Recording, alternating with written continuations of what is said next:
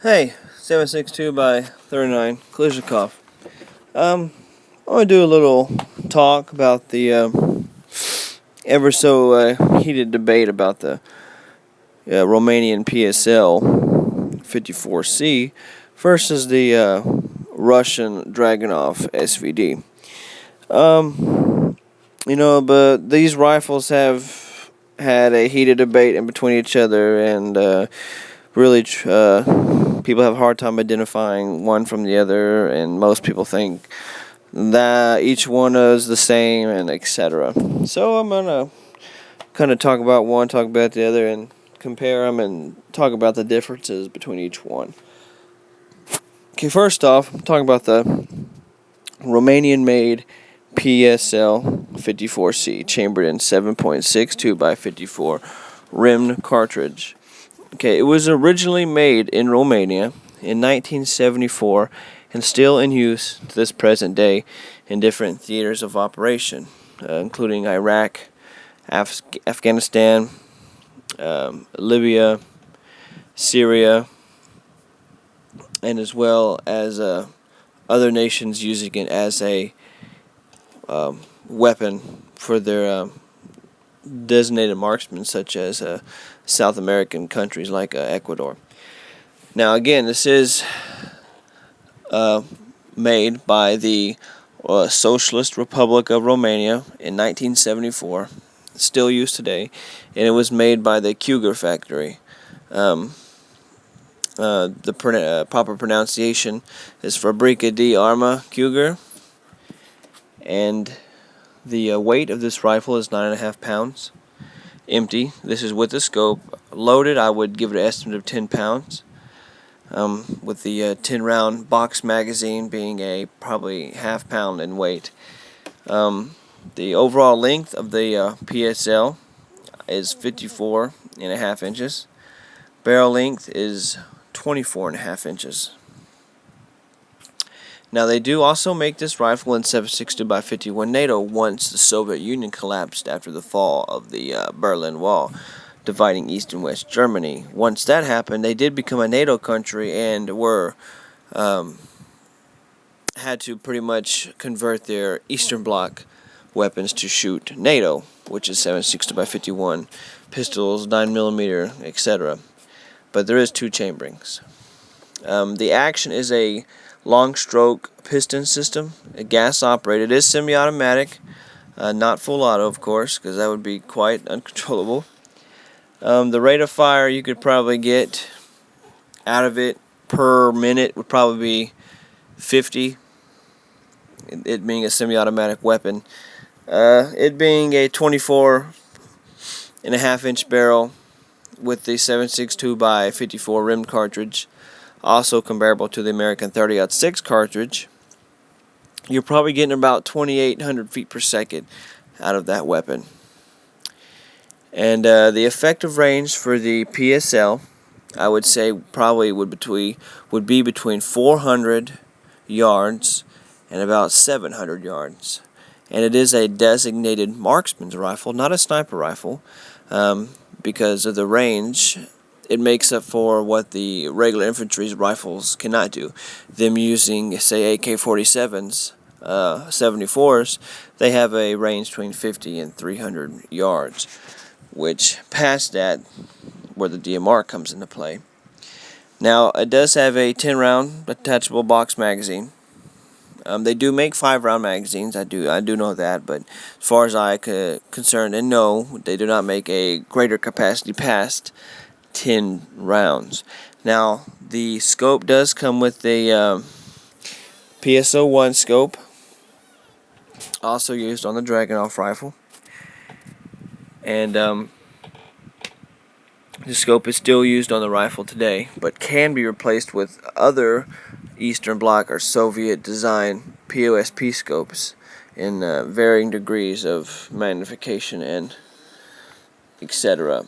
Now, the Psl Purpose was designed to be used at the platoon level as a designated marksman's rifle to engage people beyond the capabilities of the infantry standard rifles. The PSL is made with a stamped receiver, just like your AK pattern rifles. The thickness is 1.5 millimeters, and it does have a, I guess you could say, RPK, FPK style receiver. It having a very much reinforced trunnion, or in other words, mounting block in the rear and front. Because it does take a much more powerful cartridge, the 7.62x54R, compared to the standard AK rifle taking a 7.62x39. You know, much more recoil, pressures are much more intense between the two cartridges. Again, this weapon is a sole design of Romania. No other country has copied this particular DMR. Now, the Draganov, on the other hand, has been copied by other Eastern Soviet satellite countries. This weapon is still in use in theaters all across the world, like I admit, and still in use today in current conflicts.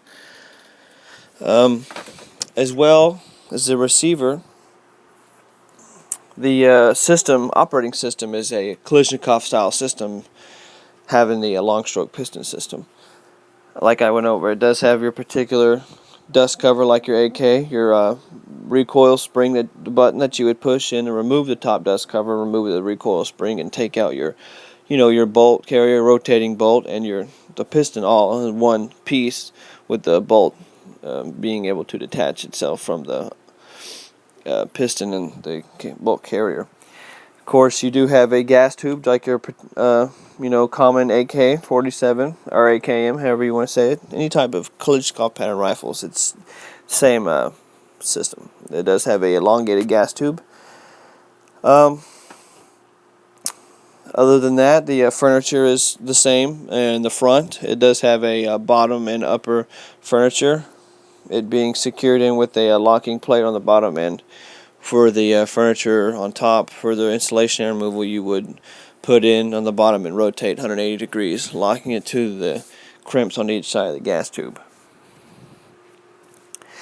As well, the buttstock is a skeletonized buttstock with the cheek rest milled into the buttstock. And a unique feature of the Romanian PSL is that the recoil pad is spring-loaded.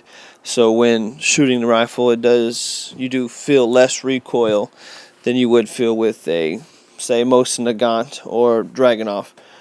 For usually it's just a small rubber pad or a steel plate in the back of the rifle itself. So it is a key feature for the PSL that I do much enjoy. And again, the I believe, I don't know if I went over the weight, but the weight is of this rifle 9.5 pounds, and then 10 pounds loaded, but I believe I did cover that. Moving on to the Draganov Svd rifle. Let's see. Now, it was made by the Soviet Union when it was still the USSR in 1963, and still used present day.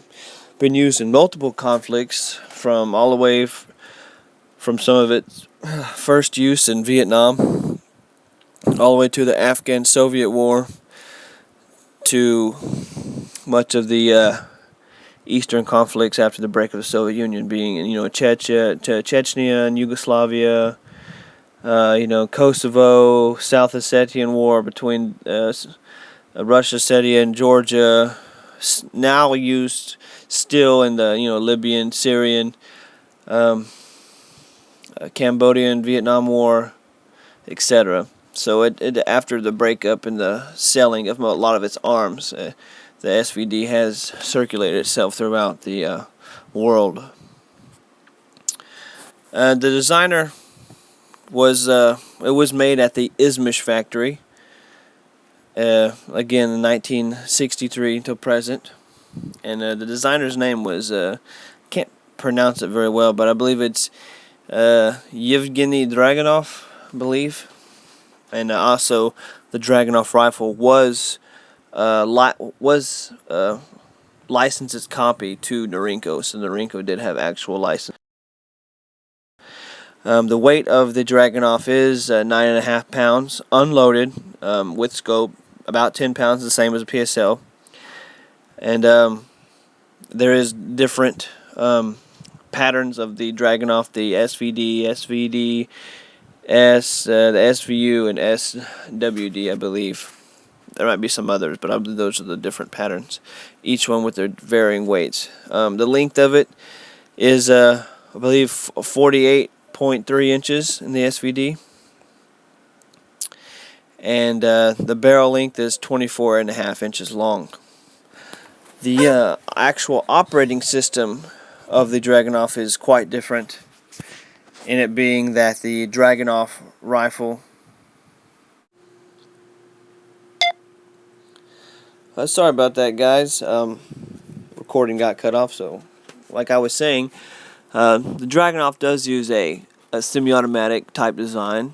It is gas operated, but it is a short stroke gas piston system, and that's pretty much basically where the barrel breech is locked through a rotating bolt, and it uses 3 different lugs to engage the recesses in the barrel.